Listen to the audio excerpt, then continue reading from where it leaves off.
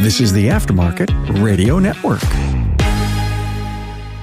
Hey everybody, Carm Capriato, Remarkable Results Radio, recorded live at the Hilton in Mississauga at the AARO, Automotive Aftermarket Retailers of Ontario Conference, AARO.ca.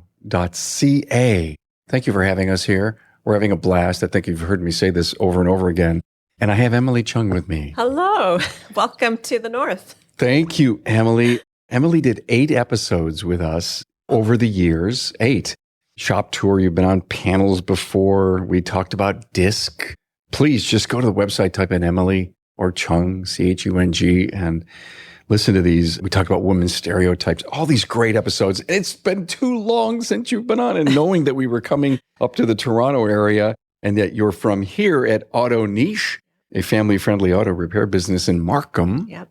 So I found out something very interesting. I said, Emily, let's do an episode. Carm, I just got back from China. Yeah. I said, oh my God, how cool is that? You took your 2 sons and your dad, and your dad has an interest in a rotor plant. Yeah. Did you ever wonder where your rotors come from, everyone?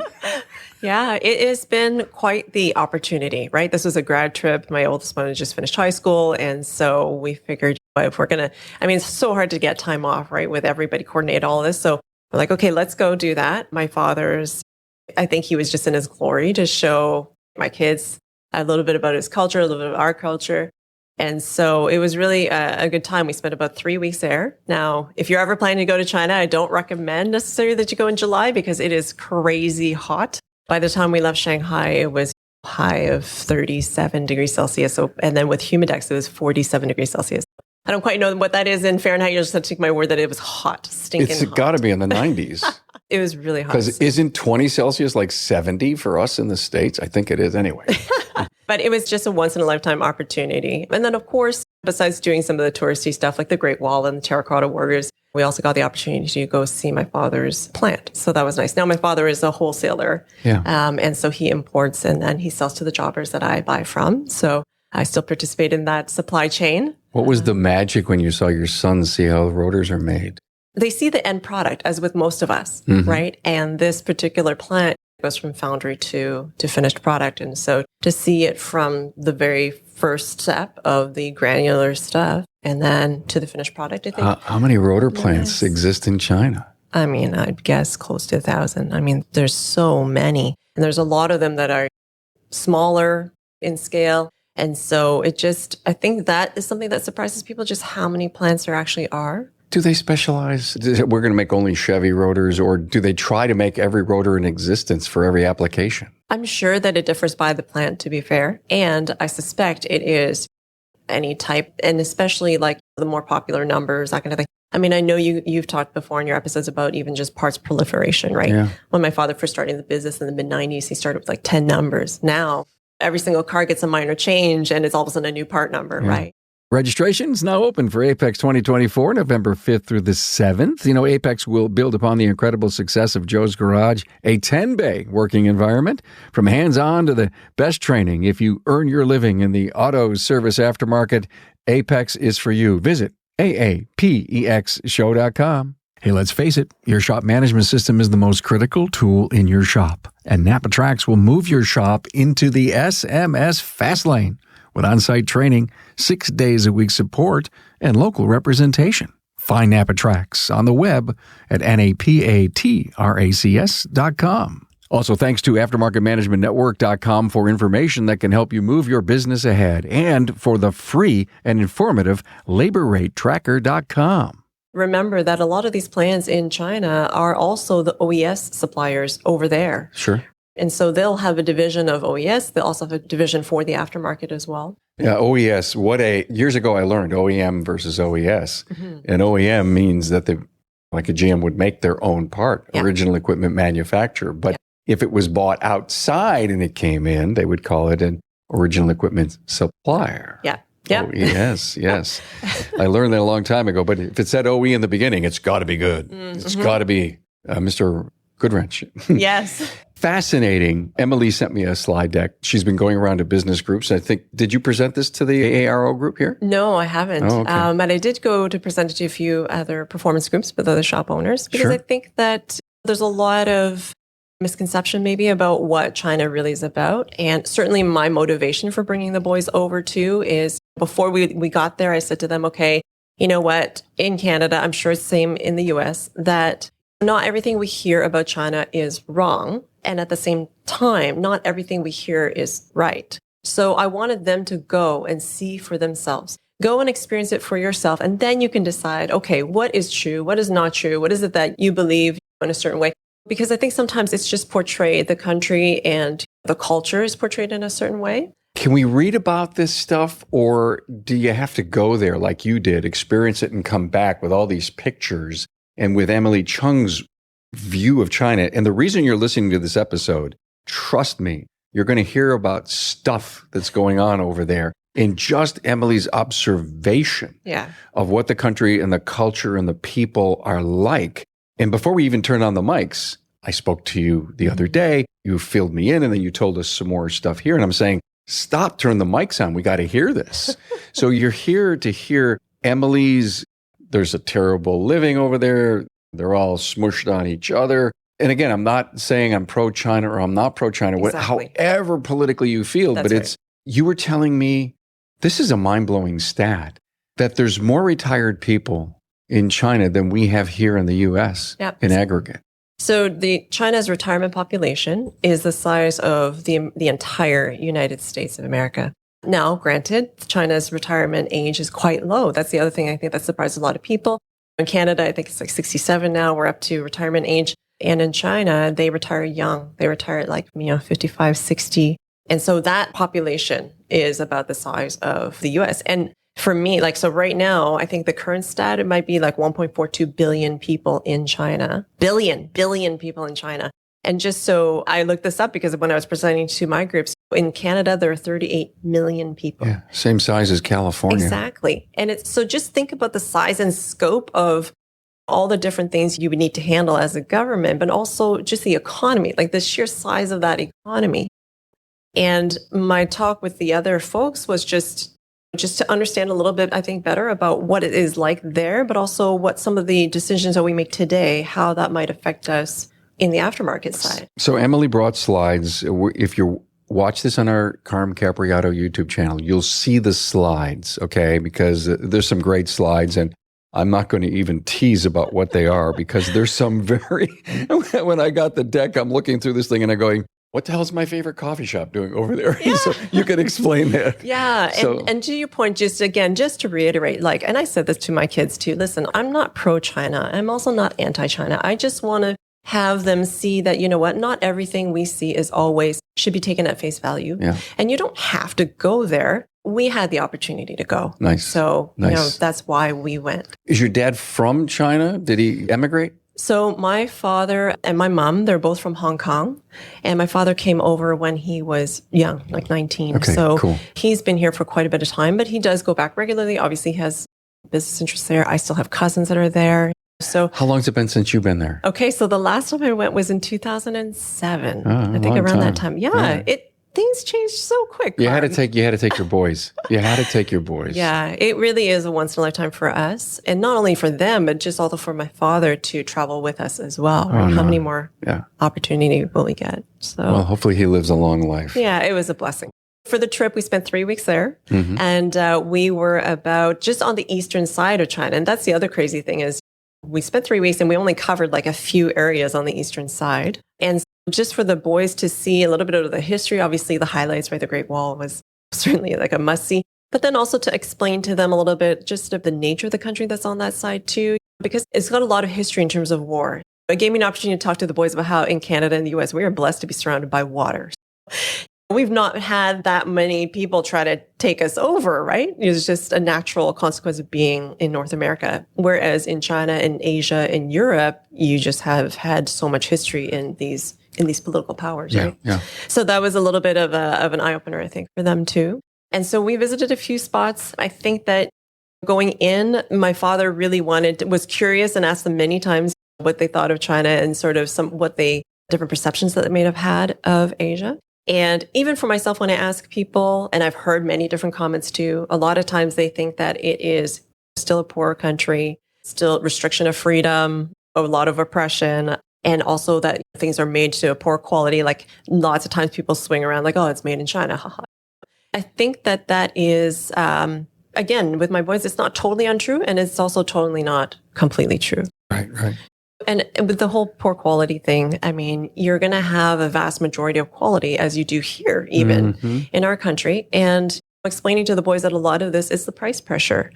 If people aren't willing to pay for that quality, then of course, China is going to manufacture things that are basically serving the market. But there's a lot of things that China can do quite well.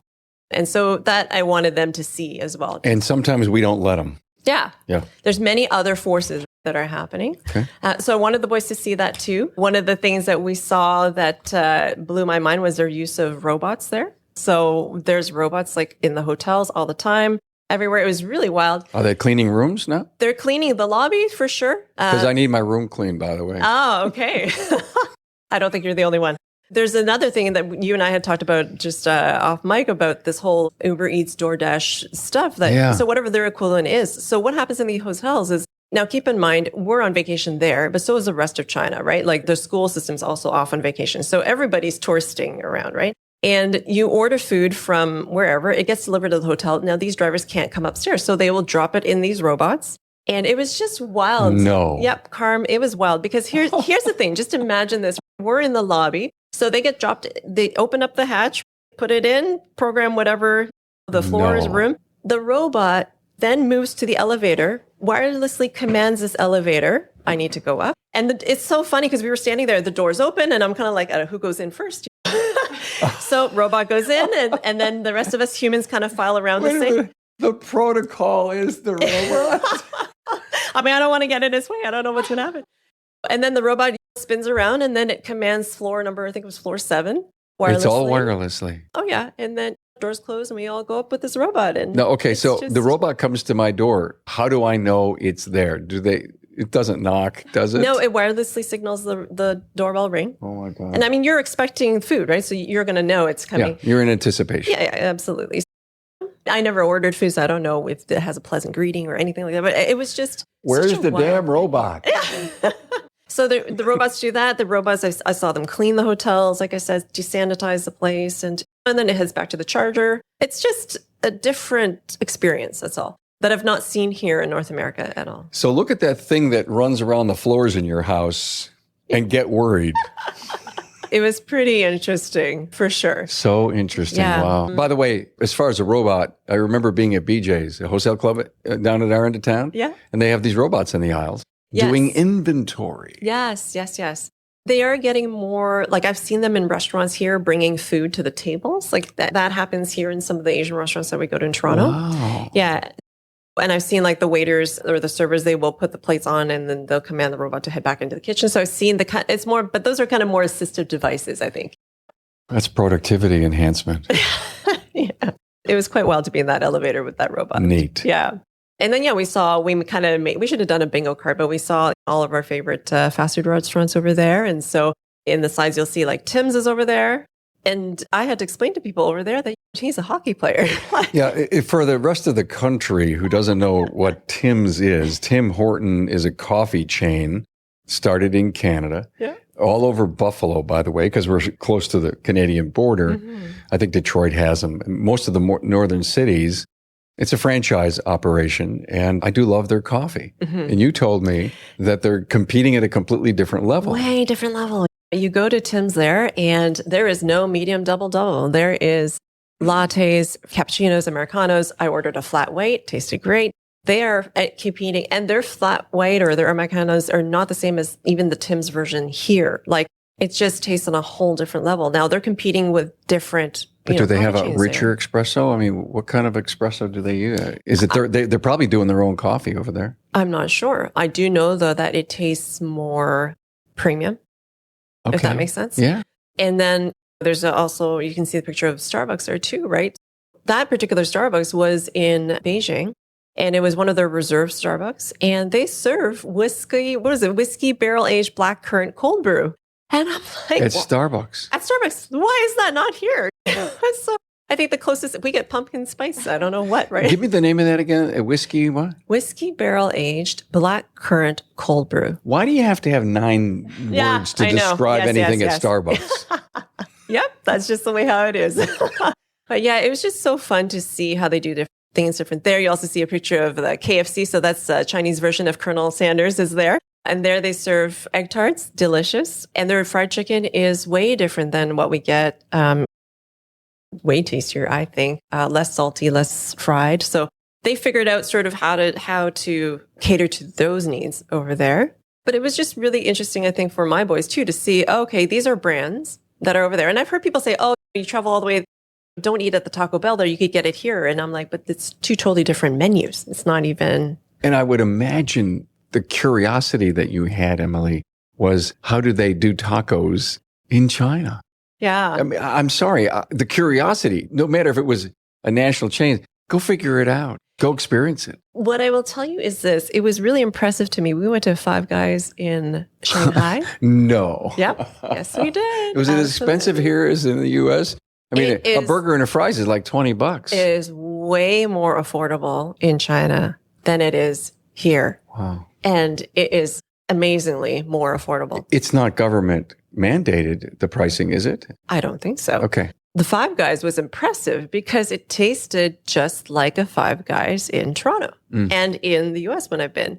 That level of consistency was very impressive to me. You know what I mean? Impressed. So there's a lot of things that are happening there culturally. We talked a little bit. So this whole DoorDash business, it's a thing there where their version of Uber and DoorDash, but they will do this regularly. I was over at another place in Yantai, which is the eastern side of China. It's just normal there so we're sitting there eating at a restaurant at a Korean barbecue place. And the person I was with, she's like, oh, do you want to order dessert? By the time we finish dinner, it'll come. And I was like thinking in my head that, okay, we're going to take it to go. We'll go back home and eat it or something, right? Well, no. Over there, you can Uber Eats, DoorDash, whatever the version is of that app, food from another restaurant and eat it in the current restaurant. Now, I want you to listen and repeat what Emily just said.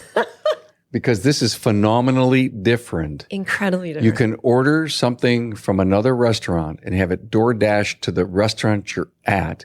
And just through the normal course of this being normal, they bring it to your table. Yeah, and nobody bats an eye. It gets dropped off at the hostess. Hostess brings it to your table. And this is a kicker too. So the dessert comes in takeout containers, right? And the restaurant you're currently at, so the Korean barbecue place, supplies the plates and the cutlery for the dessert that she ordered in. Off the charts. It's crazy. And again, this is all normal. Nobody thinks twice about this. We were at another restaurant. We went to a hot pot place and my boys ordered in bubble tea. And so jokingly, I tell my boys, well, now you tell me who has more freedom because you just couldn't do that here. I mean, I just can't even imagine the amount of dirty looks we would get from whatever restaurant we're in, right? It's not like you couldn't do it here. It's just not socially acceptable. But no one's ever tried it. You know what? You try and you let me know what happens.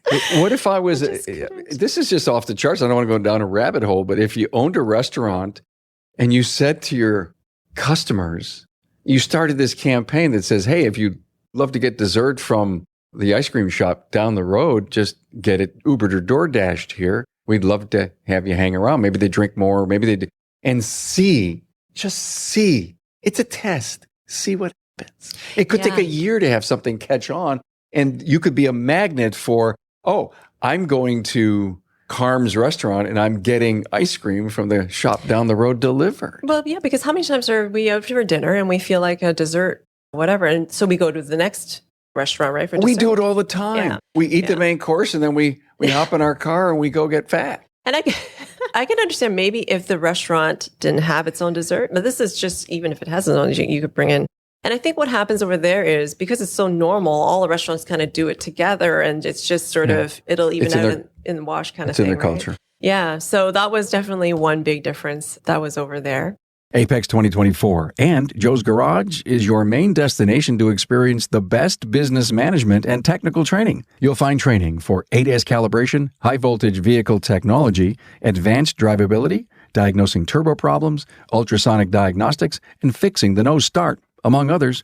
Go to AAPEXshow.com to register and see all your course options. Business management sessions will include driving shop profits through shop production, revolutionizing service advising, what Gen Y and Z are looking for in the workplace, building a dream team, and designing recession-resilient SOPs.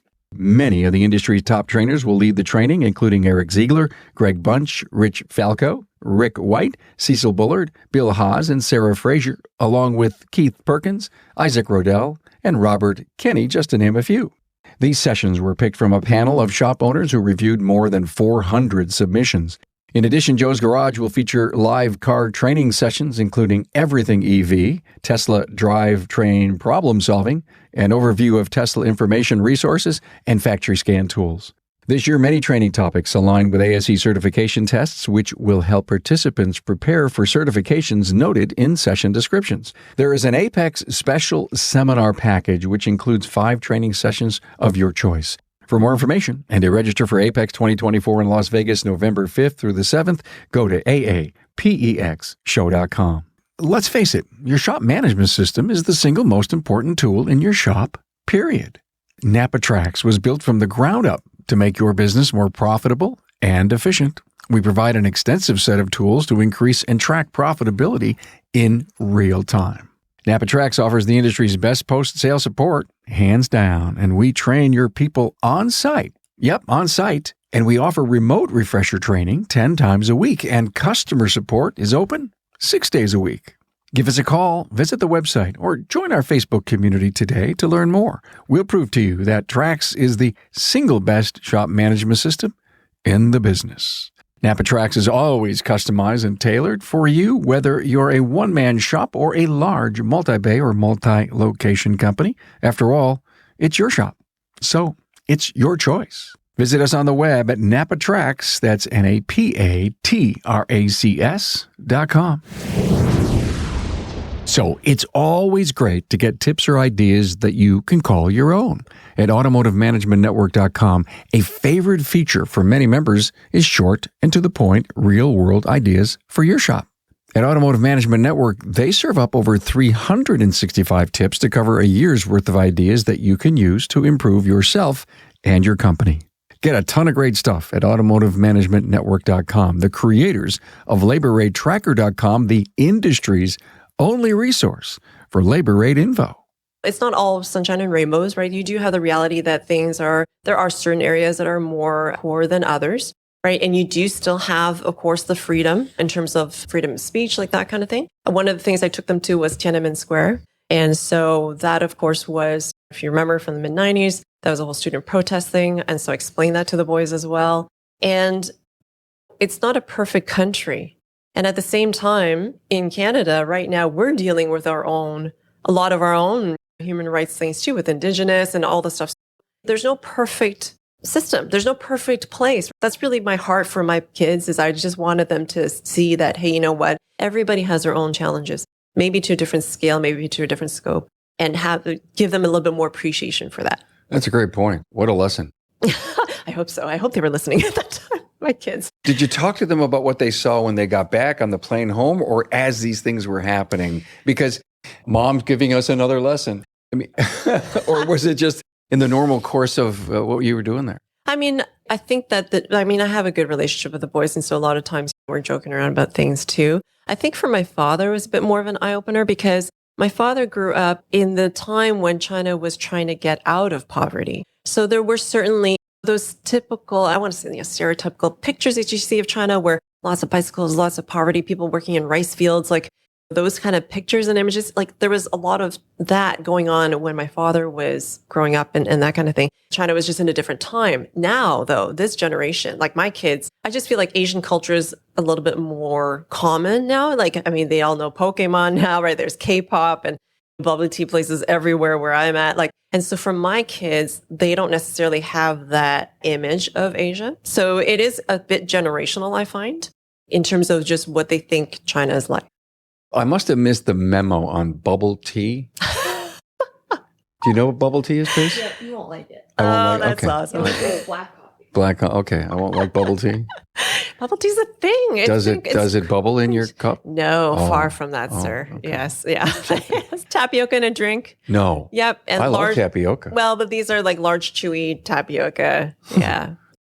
I don't even know how to best explain this, but Tracy, you're gonna have to try. Maybe, you never know. A man might be more adventurous than you think. All right. Wow. Yeah, that was a lot of these sort of cultural stuff. We then obviously showed my boys that manufacturing plant.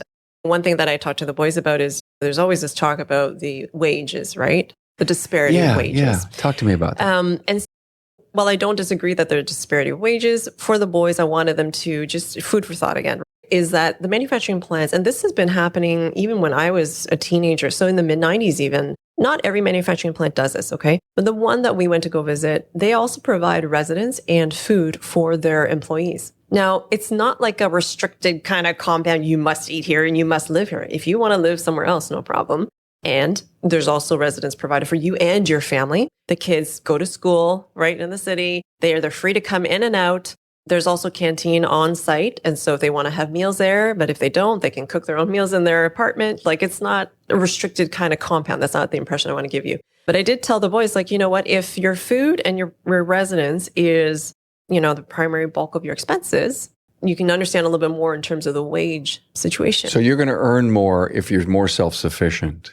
You have the opportunity to. It's not that the employer or the plant's going to pay you more if you choose to live outside the city. That's still a decision you make yourself. I see. But that's no different than me deciding where I want to live. Okay, so if I'm on assistance, pretty much the government or the employer doesn't pay you a huge wage because you're already getting part of your sustaining costs taken care of. Yeah. Because we always say, well, they're only making $1 or $2 an hour, and that's why all this stuff is so cheap and they're not skilled. No. That's not true. The stuff is cheap because we are not willing to pay for more. I mean, how many times do we go into Walmart and think about the pricing? But it's not government assisted, it's the employer. So in this particular case, it's a manufacturing plant. This is part of the compensation package, right? Yeah. And again, it's for you and your family. And again, you're free to come and go as you'd like, your day off. So now it made things a little bit more interesting during the pandemic for the plant, right? Because now everybody's living together and they were also on lockdown and all this stuff. So that was another challenge that they worked through as well. But yeah, it's just, again, food for thought on this whole wage conversation. Did you see a lot of cars in Beijing? Oh, man. It was wild. So you have different cities. You have they call them like tier cities. So tier 1 would be places like Beijing, Shanghai. And so the smaller the population, the different tier number that you would get. But just so we're well aware too, is that a small town, what we call a small town in China, the small town still has a lot of people. They have maybe about 800,000 people is a small town. Small town. Yeah. And I think for those of us who are in GTA area, like when I was looking this up, Kitchener, I think has a population of 242,000. Just keep in mind that a small town in China is also a lot of people. So anyways, Beijing traffic. So traffic is crazy in the big cities. In Beijing, it is 6 lanes one way. 6 lanes one way, 12 lanes altogether, another 12 going the other direction, 3 lanes trying to make a left turn. And then you got scooters and people and all this stuff too, right? It's just wild, the number of vehicles that are there, the traffic considerations that they have. Now, there's a lot of cameras there. So one of the things I think that people don't realize, certainly my boys didn't, is the police officers that you see there, they don't carry firearms. Here in Canada, you get pulled over for a traffic stop and the officer's bulletproof vest and you got a ton of gear with him. And over there, they have tasers. But it's a very different thing to be interacting with somebody and trying to defuse them with a taser versus like a firearm. So at any rate, they have a high level of security. There is a lot of these cameras happening and they're taking pictures a few times a minute in some of these intersections. And there's obviously that concern of they're being monitored and all this stuff. And the truth is, I was telling my boys, that might be true that they're getting monitored there. But at the same time, don't kid yourselves. Like my phone is tracking everything that I'm doing. Every time I spend money at a credit card or a debit card, they know what I'm buying. It's just a different level, I think. Yeah, I know. What's the crime like? What do you hear over there? The crime is low, and it could be because of this monitoring thing. But yeah, I felt very safe to be in those places. Now, again, are you going to have certain areas where it's not as safe as others? Sure, but that's what you have in Toronto too, right? You name an intersection in Toronto, and people will have all sorts of interpretations and perspectives on the safety, right? So I'm talking to Emily Chung, auto niche, family-friendly auto repair, Markham, Canada. Where's that in relation to Toronto again? So we are northeast. Northeast. Yeah, just a touch. Northeast. We're northwest here in Mississauga, so you're on the opposite end. Yeah, you're on the western side of Mississauga for sure. Thank you for being here. She went to China with her family. Her dad is a wholesale rotor distributor here in Canada, and he's got an interest in a plant over there. And when she told me, we visited a rotor plant and a lot of really cool stuff. As you're seeing some of the pictures that Emily brought back with her, 2.9 million live in Toronto. Oh, okay. It's a pretty damn big city. It is pretty big, yeah. Yeah. Well, that makes sense, all the traffic congestion, I guess. Would you go back? When are you going to go back? I'll probably head back maybe in a few years' time. Yeah. Everything's always changing there, right? Like even the amount of EVs that are there, it's just so interesting there because they just have so many different manufacturers over there compared to here. Here you can probably rhyme them all off within a few seconds. And there they have not only the imported vehicles, so the European and North American, the American cars, but they also have their own Chinese brands as well. Tons of EVs there, right? That's the market. And the other interesting thing there is that these software companies now are getting into EVs too. So Huawei has their own vehicle lineup. Xiaomi is another company over there that's known primarily for their electronic stuff. They've got a beautiful vehicle coming out. Oppo is another one that is there. So not only do you have the traditional vehicle manufacturers, you now have technology companies coming out into this space too. So it was just really interesting to see the amount of choice that's there. Emily, when this episode releases, would have already released an episode a few weeks back with Derek Kaufman. He always comes on and gives us his research that he's done on EVs. And this whole episode is all about China's impact on the EV world. So I just want you all to go back, use the thoughts, the feelings that you're getting from this episode with Emily on China and go back and listen to Derek Kaufman's episode. It's really, really good. Yeah, there's so much food for thought when it comes to outside of our bubble. And again, it's not saying that they're the perfect place of how they're doing things, and neither are we. But I do think that some people just don't really understand what happens when it comes to a global scale. Some other food for thought that I wanted the boys to see is we all want a better economy. And anybody that's taken Economics 101 knows that trade is the way to do it because there's opportunity cost and we do things better. And this is how you benefit both. And the concern that I have, and I share this with the business owners too, as well as my kids, is we are starting to close in. We're starting to undo some of the stuff that we had made ground on before. One example is a few administrations ago, the United States. Now, I'm going to give the United States as the first thing, but then fully understand like our Canadian government also followed suit. So the decision was made to restrict or to put tariffs on some of these parts, right? So specifically for the automotive aftermarket. So all of a sudden now my wheel bearing is like double the price, right? Because of these tariffs that are happening. And then after that administration changed, the next one decided that they were going to ban the sale of semiconductor related technologies to China. And then our government followed suit in Canada. And what ended up happening was, I'm not sure if you know this, but in terms of semiconductors, the top 5 producers are Taiwan, Korea, Japan, and then the US. And the 5th one is China. Well, what happened was when we said no to them, they then decided they were going to build their own because as a country, they need it still, right? So instead of, I don't know what other people thought the alternative was going to be, but China then basically said, you know what, we're going to build our own. And not only that, we're going to now sell to your competitors. So we essentially made them our competitor. And there's no taking this back. It's not like all of a sudden we can open up and say, just kidding, you can now buy from us again. China's like, no, we're good. And so this is kind of the ripple effect that happens. And we all know the importance of semiconductors, right? In not just our industry, but just on a global scale. And that particular episode that you mentioned, I know that he covers a little bit about how do we engage China then, I guess, right? Absolutely. His whole part of the premise, and I don't want to give the great episode away that Derek did, he was talking about, and I think it was the 80s. And again, I am not sure, listener, if I've got this timeline right, but Japan was making some really good stuff. And we said, hey, come here, build plants. We'll buy your vehicles. And kind of what he's saying is that we need to do that with China because they're making some really good, neat, powerful, long-range stuff over there. Yeah, the battery ranges there are much longer. Yeah. And so it's just, again, a different way of seeing, okay, how do we solve this problem, right? I think one other thing is that again, food for thought is that as the world tries to go to more electrification of like everything, the reality is that China has a lot of advances in that whole process.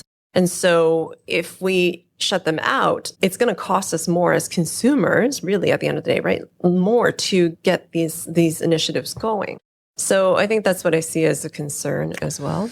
To your point about we don't want to pay for it. So we're figuring out as businesses, as distributors, where to go get the products that will allow us to make a profit and then appease the consumer. And when you think about where the economy is and the monies that we don't have, if we could just get more cash into the hands of all of the consumers, it may allow us to want a higher quality bit of merchandise coming from China. Mm-hmm. Yeah. I mean, at least it's economic, you have a choice, it's right? give or take, it's high or low, it's all of that. And apparently in the last couple of 3 years, we're demanding cheap. Yeah. And I mean, it's just not a sustainable thing. There's a lot of talk about our Canadian economy slowing down. There's a lot of talk about the Chinese economy slowing down. I mean, yeah, I heard a lot about that. Yeah. What's interesting is, so they're slowing down. And when I'm reading about it, they're grappling with things that are very similar, like affordable housing, those kind of things. And I'm thinking that's no different than us here. Yeah. Right. And so I think it's such an interesting thing once you've experienced and once you consider it, I guess, is that we are all trying to solve the same problem. And this idea of closing in and shutting other countries out is really not the right way, I believe, to do it. You get so much further when you try to engage each other. And then the last piece that I want to share with my boys is that even though we don't agree, I guess, on political, free market or not, that kind of thing, at the end of the day, we are about advancing people. And so how do we do this with respect for how they run their systems in both ways, right? Mm-hmm. So there's a bigger picture at hand, of course. But that was my intention with at least my kids and at least sharing my journey with the other shop owners. Thank you for this. Are you still teaching? I am still teaching. So when you mentioned the OES thing, I was like, oh man, I hope my students are listening to this. Because that's like lecture 1. Oh, yes. Oh, yeah. Oh my God. So tell our audience, because they haven't heard from you in a while, what is it that you're doing, you're teaching? So this semester I'm teaching Intro to Aftermarket, Georgian College in their Automotive Business School. Damn. And I will share with you this, is that it's quite an interesting thing to get the students to wrap their head around how large the aftermarket really is. I want to be in one of your classes. Oh, I'll spare you from that. No, I want to go there and teach with you. Yeah, she's right. Yeah, you know what? It's such an interesting thing because you got to remember they're 19, 20 years old. They're first year, second year, quite young. And they've just been bombarded with the OEMs, right? Toyota, Ford, and so in their heads, they grew up with this idea that the OEM is just massive, right? One of the first slides that I show them is this life cycle of the car, where it goes from raw materials all the way to recycling. And the OEMs just play in a tiny little space. And that it's repeated many times throughout the weeks that I have with them because repetition is key, right? But it is interesting for them and just them grasping, okay, well, if I have an NGK spark plug that goes into a vehicle that rolls off the line, that is considered an OES, okay, part. But if I buy the same NGK spark plug from the dealer's parts department a few years later, that part is now considered in the aftermarket. Mm. So kind of getting their heads wrapped around, even though I bought it at a dealer, we're now in the aftermarket space. It's quite interesting. Boy, could we go on, you and I? We could talk for an hour on this because of course, I have my opinions and a lot of it's just perception and branding. Yes, agreed. Yep, absolutely. Thanks for confirming what I've felt my whole life. Yeah. This was great. Thank you for the whole entire experience from China. Oh, thanks for giving me a way to share it. Oh, my. And I hope that the listeners, again, food for thought, just maybe learn something different. Yeah, I love it. Emily Chung, thanks for being here. Thank you. Thanks for being on board to listen and learn from the premier automotive aftermarket podcast. Until next time.